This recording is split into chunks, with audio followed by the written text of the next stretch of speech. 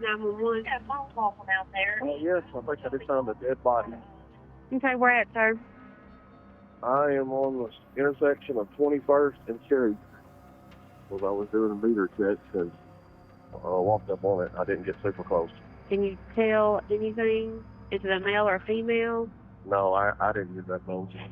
Is it a black male? Is it a black person or a white person? It's a black person. How far are you from it? Close as I want to be. Police rushed to the scene, where the 911 caller was waiting at the location. What's going on? Dead lady laying right over there. What? Dead body or something laying right over there. I did not get closer. Laying right up in there. So I work for the gas company. I was checking that meter. In that bush there? Dispatcher wanted to know if it was male or female. I said, ma'am, I'm not being hateful. That's not my job to know that. I'm not walking back in there. I got you, buddy. Just hang back. All right. 1750. You get me CID out here, I'm gonna have a body. Inside the gas meter, I observed what appeared to be a black female deceased. She had been deceased, obviously, for a couple days because of her condition. When I'm going by the body, I get a real good taste of it. Because, I mean, people can say what they want to about the smell. You can taste it. It permeates you. The caller appeared to be shaken. He was obviously upset by what he had seen. I'm not thinking that this gentleman's involved because he's very shocked. Police taped off the area, and investigators arrived at the scene. The residence on Cherry Street where the victim was located, local drug users would use that residence to squat in and use it also for a place to get high.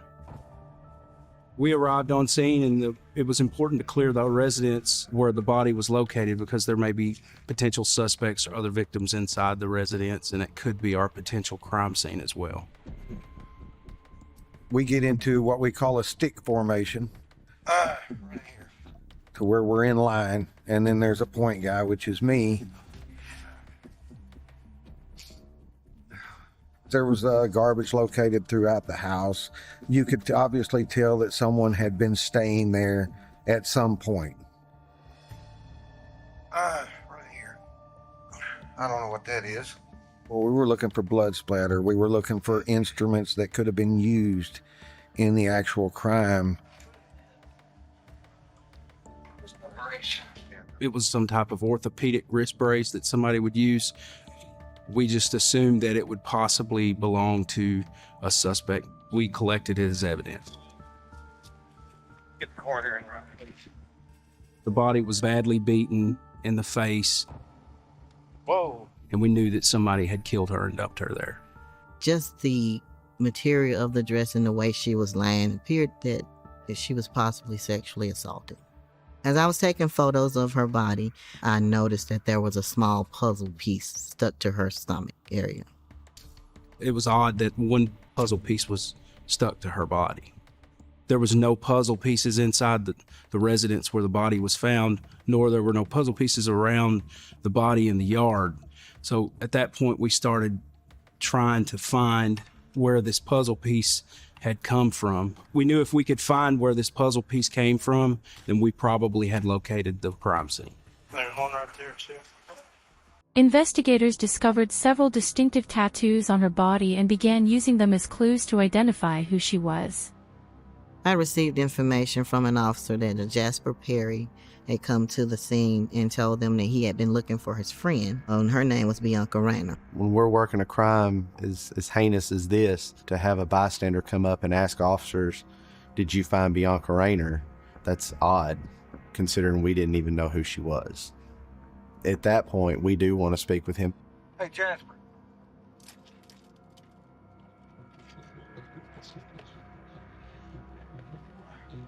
All right.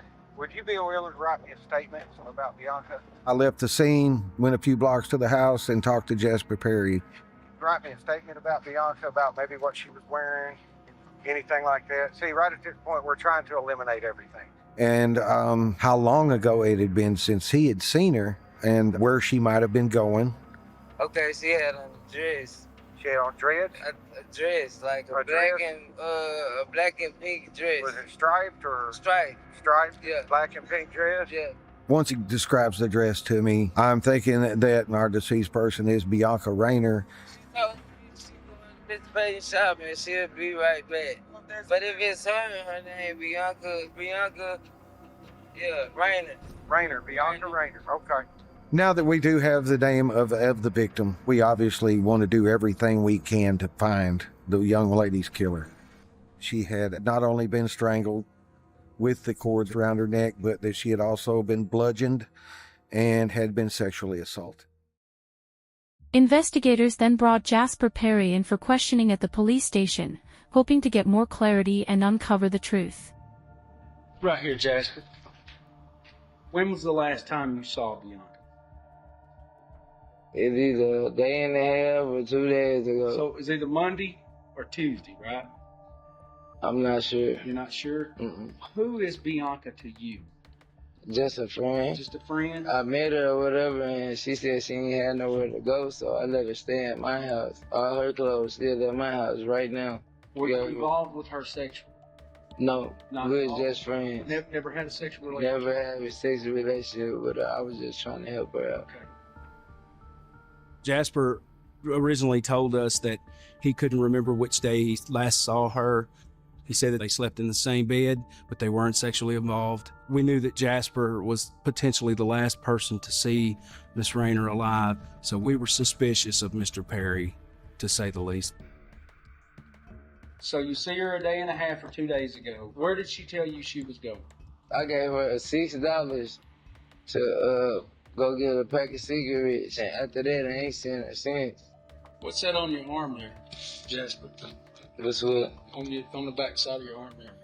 I cut yards, and I was trying to fix my wheel and my lawnmower or whatever. You scraped your arm up? Nah, burnt it.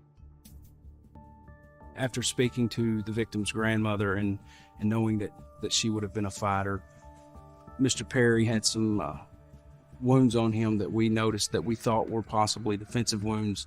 So we did suspect that he was involved in Miss Rayner's death. Did you have anything to do with this situation? Come on, man. I'm hurt more than anything because she was closer to me than anybody. You know what I'm saying? You are aware of what DNA is and all that, right? Yeah. You don't have a problem with giving us a sample today for DNA? You can do that. Jasper Perry gave us a story which we didn't believe, so we offered him a polygraph. He agreed to take it. Remember which one you're going to lie on? Which one? It also helps that person to get used to what it's going to feel like to have the instrument attached to them, all the components attached to them. Did you write the number 3?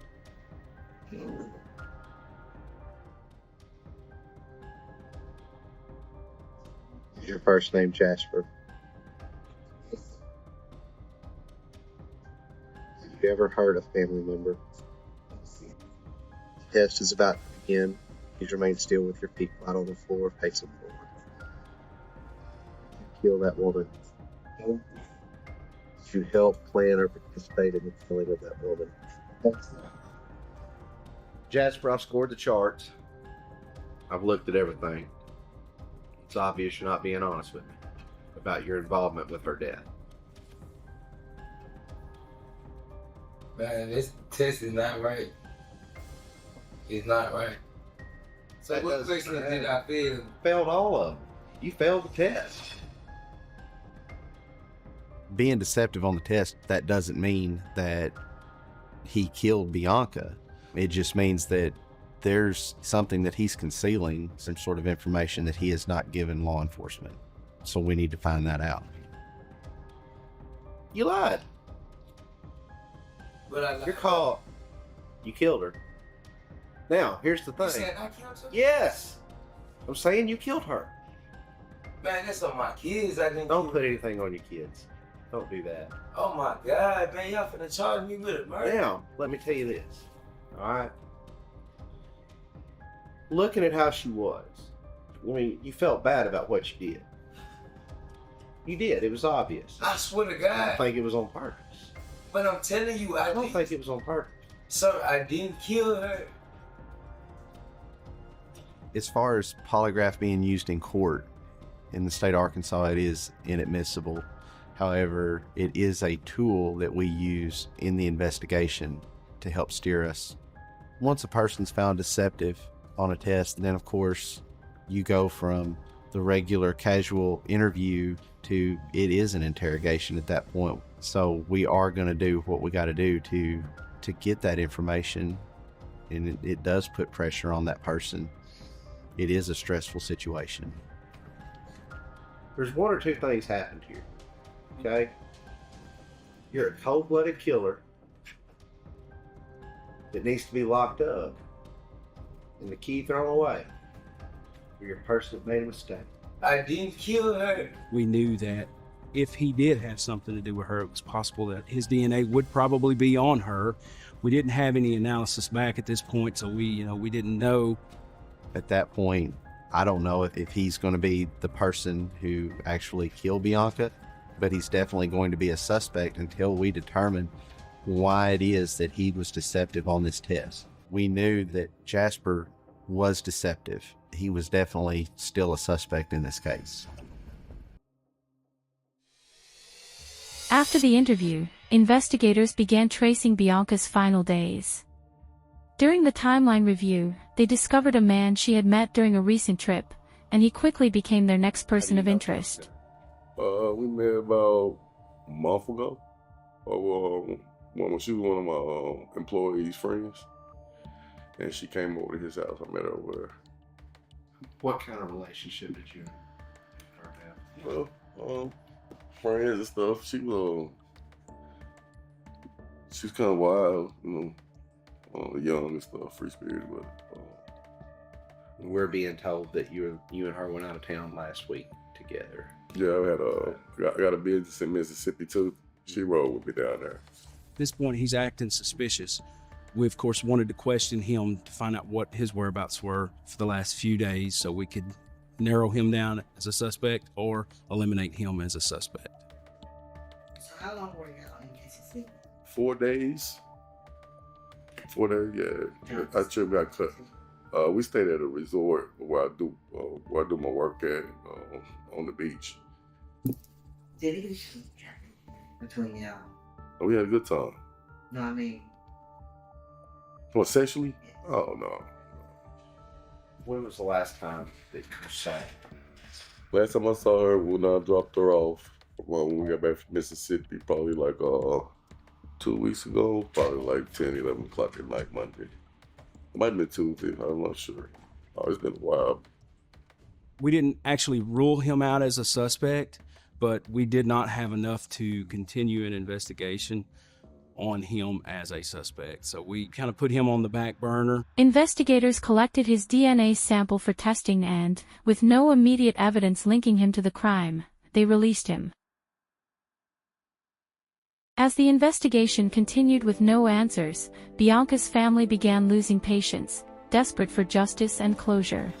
Bianca was the first daughter that I had, believe it or not, and I call her my daughter because she was with me from the time she was a year old up until she got grown. She was my son's daughter.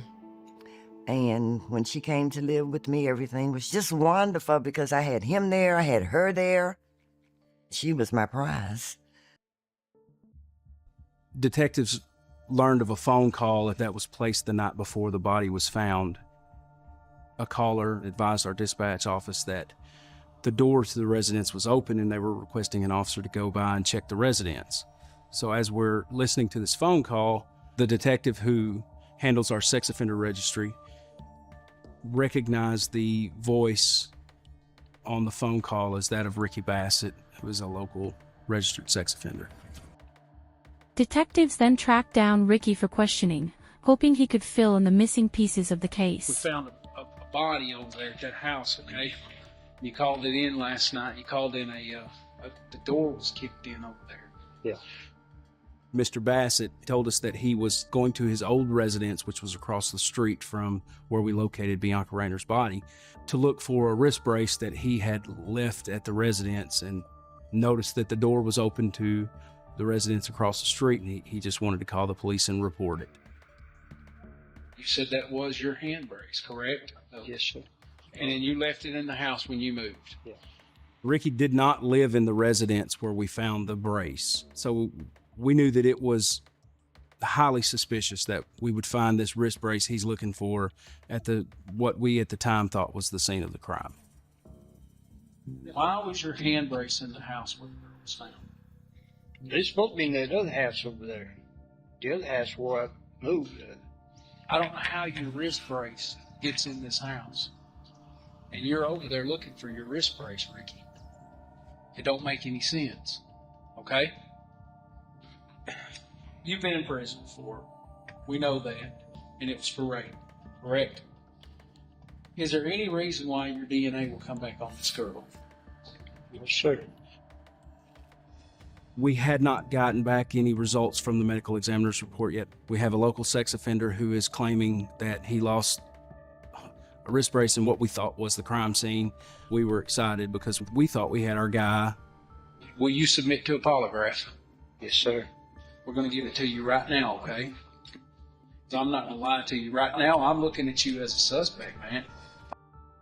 Investigators collected his DNA and scheduled a polygraph test. During the examination, they began asking critical questions to determine whether he was telling the truth. That woman? You know for sure who killed that woman. Ricky, I scored the polygraph charge. I think you were there, and I think you know who done this. I even believe you took part in it. Your hand brace was in the house. Right now is the opportunity. Right now is the time that you need to start coming clean about this. What happened? Hey, all I know, the door was open. A girl is dead. There's 2 children without a mother tonight. Be honest with me. Be honest with me about what happened so I can tell her family what happened. Tell me what went on. There's 1 or 2 things here. They could say you killed her out of just cold blood, you're a sex offender, needs to be thrown in jail. Or this was an accident. This is something that went wrong. You felt bad, that's why you called. Tell me, Ricky. Tell me what happened to her. So I can tell her family. So I don't know yet, man. I mean, it is challenging when you're working a case like this because this person is showing to be deceptive. So when I approach Ricky, I want to know why you are deceptive. Are you involved in this crime directly? Do you have knowledge of it? So I'm going to go at him hard. Investigators then headed to Ricky's house. They needed answers, and they were hoping his home might reveal the truth. Yes, sir. I know he come by while we was cleaning out the house Monday morning and was sifting through the garbage looking for a wrist brace. At this point, he's acting suspicious. He's looking around. He's not looking at us in the eyes. What did you say your name was? Dalton Torres. You got ID? No, I don't. You don't have no form of ID? No, when I was on the train here, my wallet was took out of my bag while I was sleeping. What's your date of birth? 7/21/1995. 95? This man looked about 60. I knew immediately that he was lying to us. Do you have any issues with us walking around back here to your house and talking? No. Private? Okay. No. Let's do it. You can see what a mess the house is in. All that's like puzzle pieces and stuff that we swept out of there. This house needs a lot of work. We can see these puzzle pieces laying all over the floor in the hallway, and they're covered in a stain that we automatically recognize as blood. We knew at that point, we've got our crime scene. We were there. We were where we needed to be. Hey, do you mind coming up to the police station with us and talking to us? Well, I want to sit down and talk to you slowly, okay? Investigators then arrested Bennett Harreld, a tenant living in Ricky's house. They brought him in for further questioning, hoping he could finally lead them to the truth. The black girl that we found across the street from your house, did you know her? No, I didn't. Have you had any girls in your house this week? No, I didn't. I didn't go in that house till first thing Monday morning after 8 o'clock. There's no reason why your DNA should be on Bianca. And there's no reason why Bianca's DNA should be on your body anywhere. That's or right. in your house. That's right. No reason at all. No reason at all.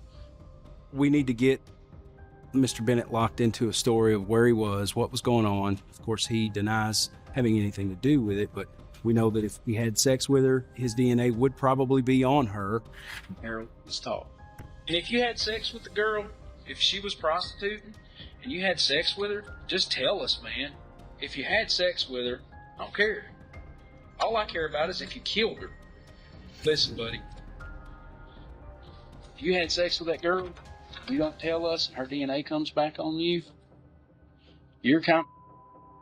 Did you have sex with her, Harreld? Y'all would think I was guilty of killing her if I said yes. I didn't kill anybody. I ain't never done that. During hours of questioning, Bennett Harreld refused to admit anything. He only claimed he and Bianca had been intimate, nothing more. But as detectives increased the pressure, his story began to crack, and eventually, he... I know you feel bad about what happened. You're not a bad person.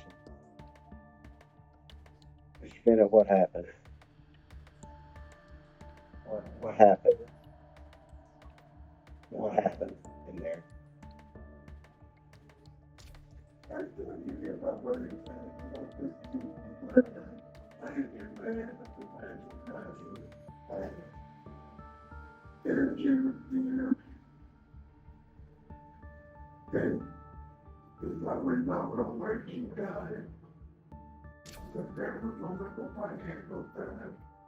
She grabbed him and said, I'm trying to get this dog back to standing with them. I got mad and said, down the ball.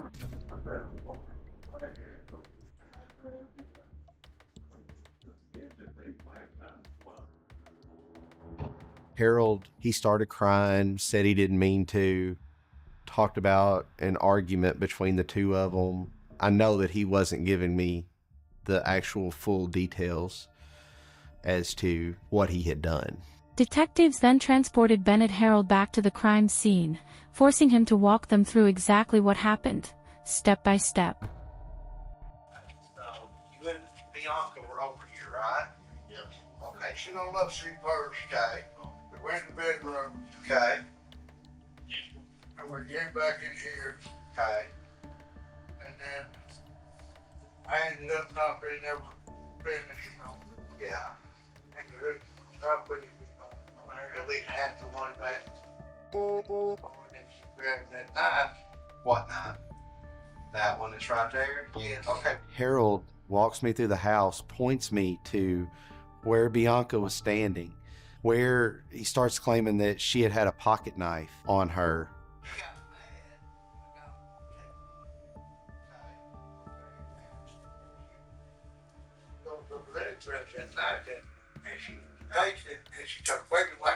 Harreld was steadily portraying himself as he was a victim in this, and this was self-defense.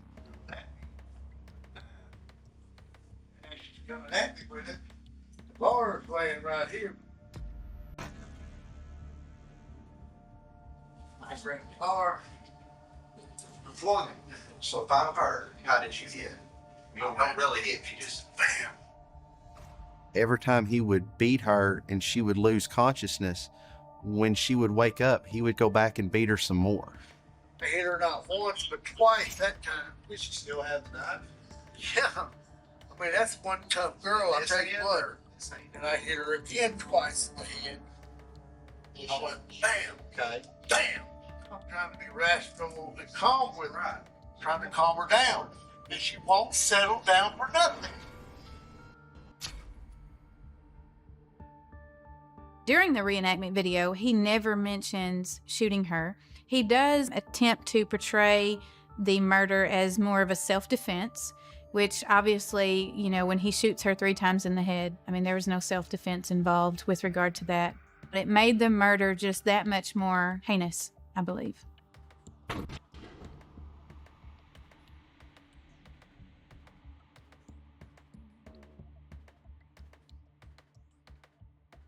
He was convicted of the first-degree murder of Bianca Rayner and sentenced to life in prison. He claimed he acted alone, no accomplices, no hidden hands, and investigators believe it. Justice was finally served. But in the end, we still lost one precious life that can never be replaced.